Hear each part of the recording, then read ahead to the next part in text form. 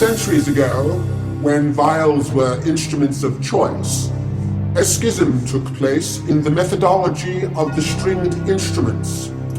And here, more or less, is where our count begins. Here is where the violin and present-day classical guitar found their infancy. Who would ever think that in today's world there would come yet another instrument other than these to appear in their midst? It can be said that a picture is worth 1,000 words. It also can be said that music is the universal language by which those 1,000 words can be interpreted. Here is where a man traveled the reaches of the musical realms to capture a dimension that up until now did not exist. The theory is called the expansion principle, and it changes the way the stringed instrument has been perceived for centuries.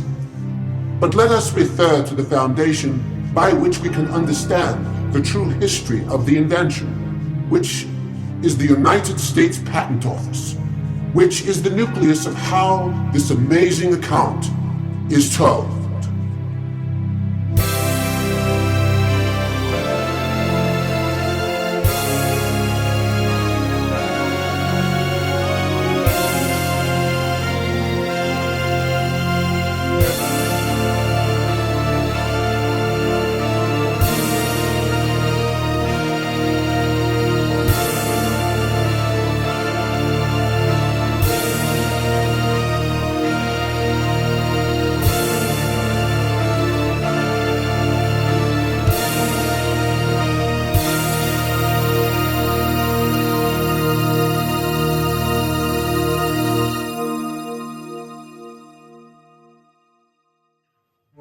Let us go back to the year 1965. It was during the time of the World's Fair in Queens, New York, and a place of sanctuary for a young boy who lived just a few kilometers away.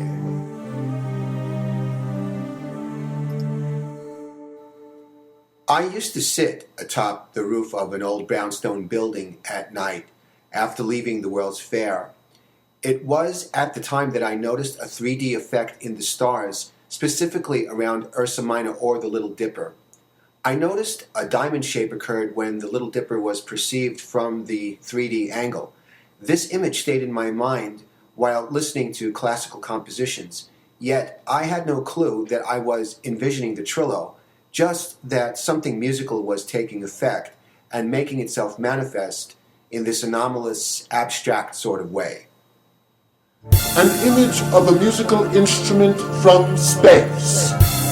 And what is more fascinating is the anatomical purpose of the design, which is to counterbalance the elongated neck of the fretboard high in a diagonal angle, which, constituent of the inherently timeless shape, fulfilled the methodology for playing with both hands upon the strings, where once before different methods of playing the ancient stringed instruments were devoid of this need.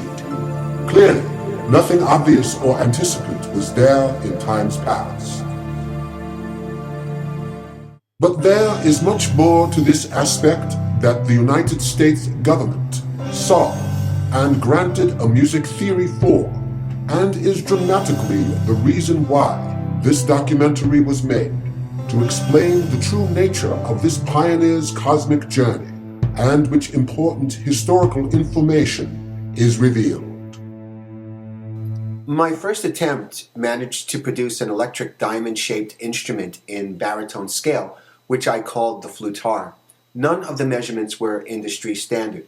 I performed with it in shows and exclaimed that it was invented for expanded scales, although I had not yet perceived the mountain I had to climb in order to reach the point of origin for the natural inherent instrument.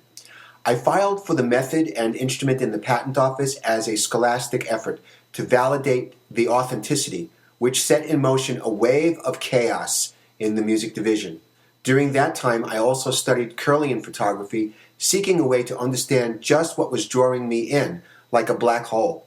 In this research, I began to understand that this theory was coming from outside the known realm, And so to simplify my filing, I elementally plotted sharps to show the tangible measurement and assimilation of a system I can best explain as a reverse of what science would call mitosis, and say that it was like combining two cells into one, which new musical scale had a larger dimension to it with different locations for identifying theory. A new musical theory, coming from outside the known musical realm, combined with a cosmic image that was converging into this dimension, began to appear as a point of origin, isolated from the ancient Cathara or Baal. The Patent Office is the place of absolute truth for inventions, especially in music, where this truth would be impossible to achieve if the methodology of a prior art existed, and even more difficult to prove for a sixth-stringed instrument. They sent me every fretted stringed instrument citing in history, or I should say the patent examiner did. What was truly amazing to me during the process of validating the new instrument was the patent examiner's adamant posture in his rejection, and later determined to be unfounded, and yet he refused to budge. And the reason is because he had, prior to my application, made a mistake in granting another's patent, which prior art was rescinded, and this presented great difficulty in the ethical sense, due to the public reputation of the other party, which reputation fell squarely dependent upon his patent for his instrument's authenticity.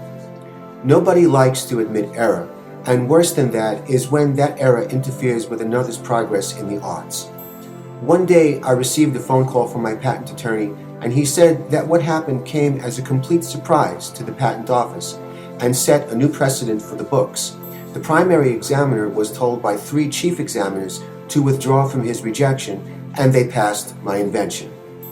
At that time, the flutar had 6 strings. The Trillo, years later, being the purest form of the two-handed method, became 4 strings, as I deemed that the 2 extra strings were extraneous for the method, and the virtuosity of mastering the classical instrument as a solo class type became similar to the violin.